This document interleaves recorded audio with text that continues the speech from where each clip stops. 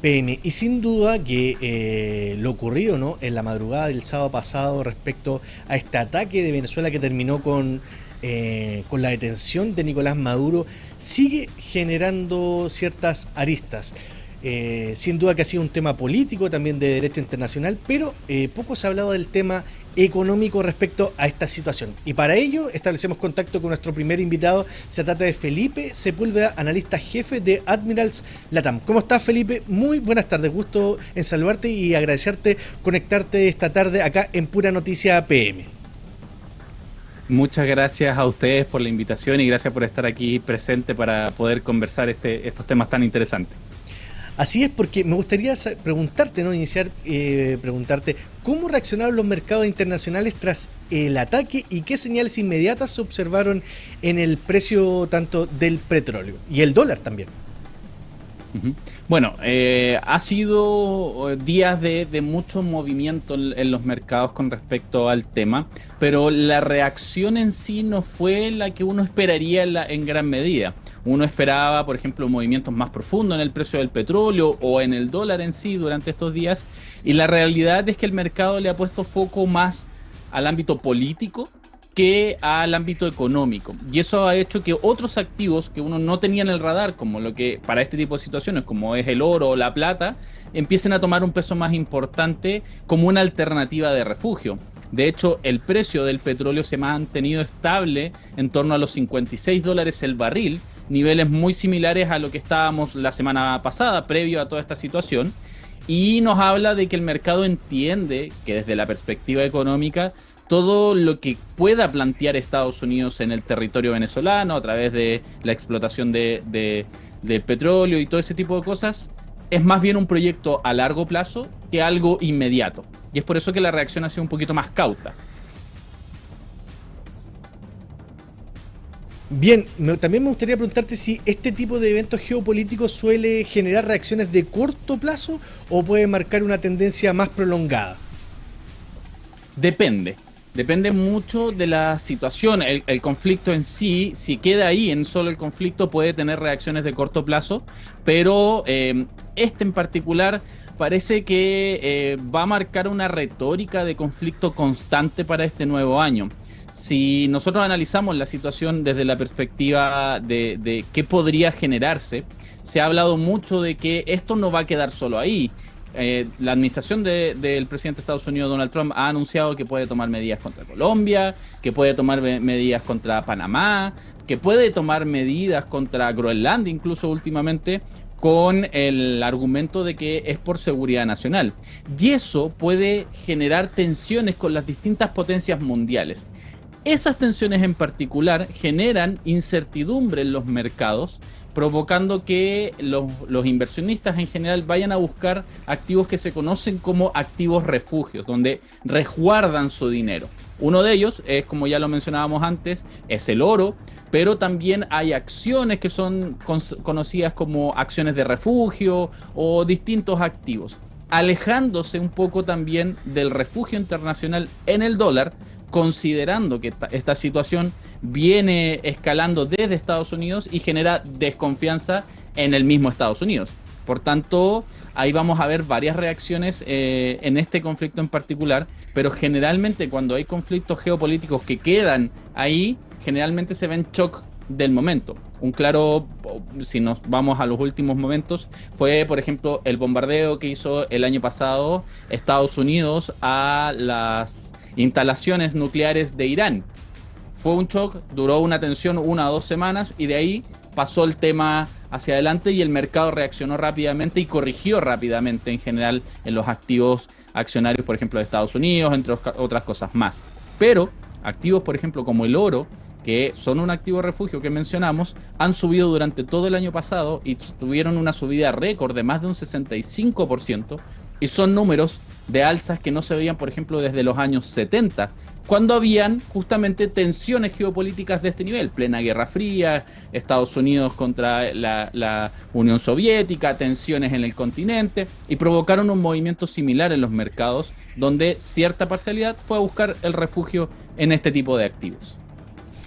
Bien, también me gustaría preguntarte si existe riesgo real de que el precio del crudo aumente de forma sostenida o el mercado ya tenía internalizado este escenario. En parte, hay que entender que lo que busca Estados Unidos es justamente lo opuesto, que el precio del crudo en el largo plazo se mantenga lo más bajo posible. ¿Por qué? Porque para Estados Unidos y en realidad para la gran mayoría del mundo, el petróleo en sí es un activo que genera mucha inflación. Claro, en cualquier materia productiva, en cualquier producto que uno analice, en cualquier parte de la cadena, el petróleo está inserto, ya sea para transportarlo, para producirlo, lo que sea. Siempre hay una parcialidad de la cadena productiva donde el petróleo está. Por lo tanto, entre más bajo se mantenga para los intereses de Estados Unidos, más bajo o mejor puede controlar la inflación. Por eso es que busca, por ejemplo, que los yacimientos petroleros de Venezuela trabajen al tope posible, para así tener mayor cantidad de petróleo circulante en la economía y eso permita tener precios más bajos y más competitivos. Pero a esto también tenemos que contrarrestarlo con la otra parte del mercado petrolero, que es la Organización de Países Petroleros, que es la OPEP, donde ahí está inserto Arabia Saudita, Rusia, Emiratos Árabes, y ellos, su principal ingreso en sus economías justamente depende del petróleo. Y ellos tienen la capacidad, y por eso se les considera como un cartel económico, de manipular el precio según sus propios intereses, aumentando o disminuyendo la producción de petróleo. Por lo tanto, lo que vamos a ver más adelante, ya en el tiempo, al plazo que ya pueda reactivarse toda esta situación y la producción petrolera de Venezuela, es que seguramente la OPEP va a buscar reducir su producción y así mantener el equilibrio en el precio en torno a los niveles que ya vemos que son entre los 55 a los 65 dólares el barril. Entonces, más que ver alzas sostenidas o más caídas sostenidas en el precio, lo más probable es que lo que vamos a empezar a ver es que en el tiempo, y estamos hablando de largo plazo, 5, 7, 10 años, el precio del petróleo debería estar oscilando en una banda, lo cual tampoco es malo, porque nos permite tener una mayor estabilidad a lo que veníamos viviendo a los años atrás, donde el 2022 teníamos el precio sobre los 100 dólares el barril, y hoy día está a la mitad de eso. O cuando se estalló la pandemia, que llegó a cotizar en un momento, en un día muy particular, en negativo, y después no paró de subir durante 2 años consecutivos. Entonces, desde una perspectiva económica, lo más probable es que el precio del petróleo no es que baje muy fuerte, ni tampoco suba muy fuerte, sino que se va a estabilizar en el tiempo y las potencias van a ir jugando con la producción para así poder mantener más oferta o menos oferta de petróleo en el mercado y permita el precio que se mantenga en los mismos niveles que ellos necesitan. Bien, bastante interesante lo que comentas, Felipe. También ahora me gustaría llevarte al tema del dólar. ¿Un escenario de mayor tensión internacional podría empujar al alza el dólar frente al peso chileno? Sí, de hecho podría ser una alternativa que tenemos que considerar para este 2026 y para adelante, debido a que para nosotros en Chile, nuestro activo refugio por excelencia, en el cual se refugian las empresas, en los fondos de pensiones, e incluso hasta los mismos estamentos gubernamentales, es en dólares. Por lo tanto, ante tensiones mundiales, no sería raro ver que aumente la demanda por dólares, porque incluso hasta nosotros mismos, ciudadanos, muchas veces decimos, no, mejor saquemos nuestro dinero o dolaricémonos para cuidarnos ante cualquier tipo de situación. Y eso también hay que sopesarlo con el escenario local, debido a que la proyección es que este 2026 sea un año bastante positivo para nuestra economía, como lo fue poco a poco el 2025. De hecho, las proyecciones del Banco Central es que la inflación ya a mitad de año esté en torno al 3%, que la tasa de interés también esté en torno al 3,5% para esa fecha o incluso más bajo, y eso podría darle mayores fortalezas a nuestra economía y podría quizás frenar alzas muy fuertes. De hecho, estos días, y hoy día en particular, lo vimos cotizar el precio del dólar por debajo de los 900 pesos, ayer y hoy día, y esos son niveles que no se veían desde octubre del año 2024, pero tanto por la estacionalidad, las tensiones geopolíticas y el comportamiento que tiene el dólar dentro de nuestro país, no sería raro que a medida que vaya aumentando la tensión, tú, yo, todas las personas empecemos a buscar alternativas de resguardar este dinero que tenemos ante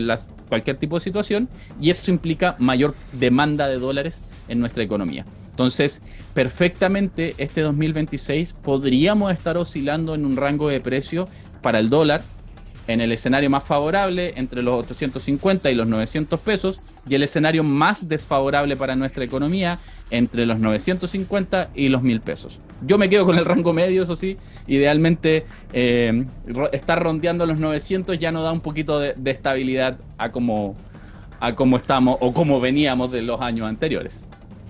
Bien, Felipe, te quería agradecer tu tiempo. Nos quedó bastante claro los efectos, ¿no?, de este ataque, ¿no? Como un poco queríamos saber desde el punto de vista económico como los efectos que podría tener tanto en el valor del petróleo y el aumento del dólar.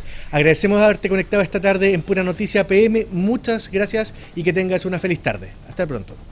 Muchas gracias a ustedes también. Muy buena tarde para todos.